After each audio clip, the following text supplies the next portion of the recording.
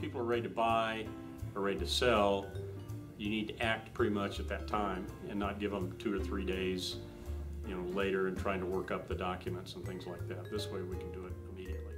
Especially if, somebody's excited and you've got a property that is a pretty hot item right now and you're thinking that several people are looking at it, and you may not be the only one that's making an offer. If you're the first one that can get something in quickly, you probably have a better chance of maybe getting accepted, so that helps too. My most embarrassing story for CTM contracts, but the lifesaver for CTM contracts, I was at the Realtor Rally 3 years ago, and I had sold a property to one of my clients.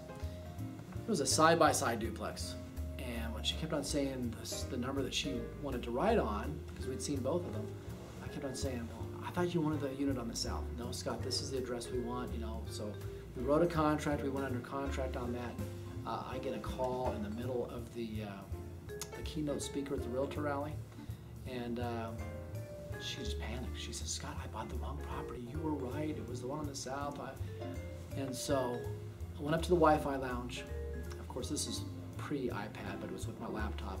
I was able to plug into my program. I was able to copy that program or the contract from the other property that we bought wrong. Thank God they were both the same seller, because if it was different sellers, we would have had an issue. But true story, I was able to copy that contract onto the correct address, the correct legal. I had it to the buyer within 2 minutes. I had it back to the selling agent, the listing agent within 10-15 minutes max. We were all under contract on the correct property. It could not happen without CTM contracts, that's for sure. I was working with some buyers, and we went under contract, and they were leaving town prior to the Labor Day weekend, and it was kind of a long weekend, and they were going on a camping trip, somewhat remote, and they kind of ducked into town, were able to sign some inspection notice and get it done. So that was something where we either had to do an amend extend and try to work that out in a later time, where it was really easy for them to go in there and do the signature and get in and out. I've done it right there, yeah, just like we've gone and looked at a house, they've said we want to make an offer. Great, let's go have some coffee, like you mentioned. Instead of bringing out a bunch of papers, I go right in there, and in fact, the people that I know are investors that write a lot of offers. I'll kind of pre-write the offer, knowing we might even write one.